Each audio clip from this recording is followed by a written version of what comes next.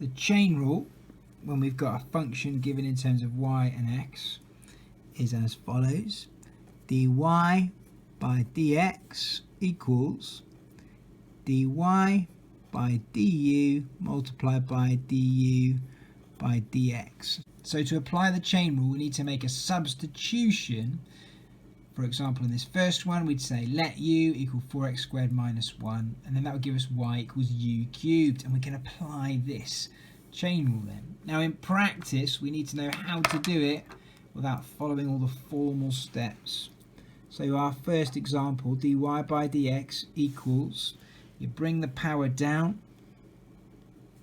so you've got 3 brackets, rewrite the brackets, 4x squared minus 1, take 1 off the power, and then multiply by the derivative of what's inside the brackets with respect to x. So in this case we get 8x, and then we tidy it up, so dy by dx equals 3 multiplied by 8x is 24x, bracket 4x squared minus 1 squared, and that's the answer for the first one. In this second one, the first thing I'm going to do is rewrite this as a power of a half, because a square root is the same as a power of a half. And now applying the chain rule, dy by dx equals multiply by the power, write out the bracket again, take 1 off the power, and then multiply by the derivative of what's in the brackets, in this case 6. It will be 6x. Now we can tidy this up. Half of 6x is 3x, and then this is 1 over the square root of 3x plus 1. So we can write that quite neatly like this, 3x squared plus 1. So that's the answer to that one, number 2. Applying the chain rule to this function here, if we let u equal 5x squared plus 3, we'd have y equals ln of u. And the derivative of ln of u is 1 over u. And now, because we've made that substitution, we need to multiply it by the derivative of what's inside the brackets. So dy by dx equals, we've got 1 over 5x squared plus 3, and then we need to multiply that by the derivative of what's inside the brackets here, so that'd be 10x. And of course, to write that much neater, dy by dx equals 10x over 5x squared plus 3.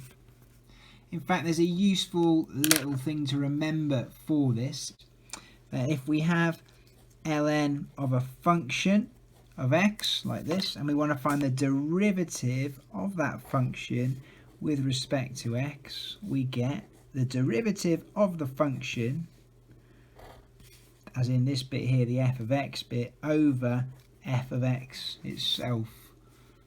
Let's just move that so you can see that on the screen. There we go.